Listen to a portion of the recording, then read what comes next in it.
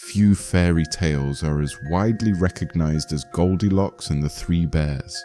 Often perceived as a simple children's story, it hides a complex history filled with darker themes and transformations that span centuries.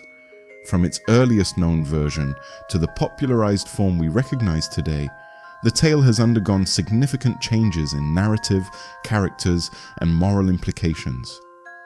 This video explores the different versions of Goldilocks and the Three Bears, its evolution through various authors, and the moral themes that have defined its lasting appeal. The earliest known written version of what would become Goldilocks and the Three Bears dates back to the 19th century. The first printed version appeared in 1837 in the work of British author Robert Southey. However, the story's origins likely predate this publication, as oral versions of similar tales had been circulating in Europe for centuries. Southey's version, titled The Story of the Three Bears, did not originally feature a young golden-haired girl. Instead, the intruder in the bear's home was an old woman. Unlike the modern Goldilocks, this elderly character was described as a disagreeable and vagrant woman who was caught by the bears and either escaped or faced an ambiguous fate. The story presented a more cautionary tale about respecting others' property and the dangers of wandering uninvited into unfamiliar places. By the mid-19th century, the story evolved, replacing the old woman with a young girl. This change is often attributed to Joseph Cundall, an English writer who, in his 1849 adaptation, introduced the character of Silver Hair, a little girl who eventually became the Goldilocks we recognize today. This shift was likely influenced by the Victorian idealization of childhood innocence and morality. Later versions continued to refine Goldilocks as a character.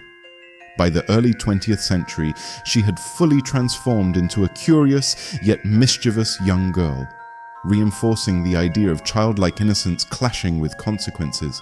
Illustrators and authors further cemented her image with golden curls, emphasizing her youth and perceived innocence, in stark contrast to the menacing old woman in earlier renditions. Goldilocks is firmly established as a blonde, mischievous child. The bear's characterization becomes more family-oriented: Papa Bear, Mama Bear, and Baby Bear. Goldilocks runs away safely, rather than facing dire consequences, making the story more child-friendly. Despite its modern perception as a children's tale, Goldilocks and the Three Bears harbors dark undertones. The story addresses themes of home invasion, property rights, and moral transgressions. Goldilocks enters the bear's home without permission, an act that, in real-world terms, would be considered breaking and entering. Earlier versions were far less forgiving of this action, often implying or outright stating that intruding into someone else's home could lead to dire consequences. In its original form, with the old woman, the story may have served as a cautionary tale about strangers who trespass and take advantage of others' kindness or absence. When transformed into a child protagonist, it instead warned children to be cautious about venturing into unknown places. Unlike many fairy tales where good and evil are clearly defined, Goldilocks and the Three Bears exists in a moral grey area. Goldilocks is not an evil character, yet she behaves irresponsibly. The bears, typically seen as the victims, are also depicted as human-like and intelligent, blurring the line between animals and people. And there you have it, the truth behind the fairy tales we thought we knew. But this is just the beginning. There are countless more myths, legends, and dark secrets waiting to be uncovered. If you enjoyed this video, don't forget to like, comment, and subscribe. It really helps the channel grow and keeps the stories coming.